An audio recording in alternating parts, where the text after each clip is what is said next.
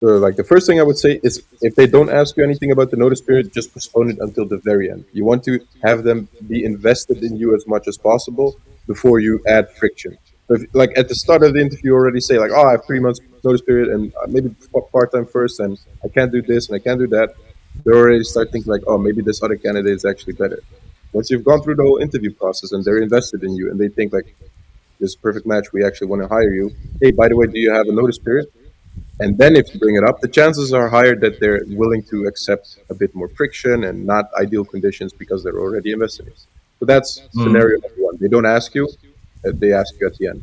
Now, if they do ask you beforehand, again, I'm not going to tell you to lie, but let's put it this way. Albert, a good friend of mine who's freelancing, he's done get two guest lectures in the community as well. And I think maybe in the second one he actually mentions this as well. He always uses the transition period between contracts to work double jobs. Because he says, when you start a new job as a freelancer, usually the first month is, um, oh, this is the new team.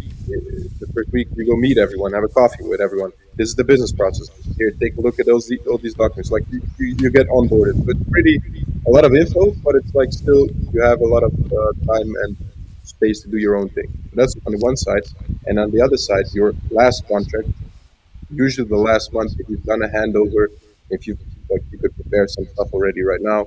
Um, there's not a lot of things for you to do, so it's easier to work double jobs.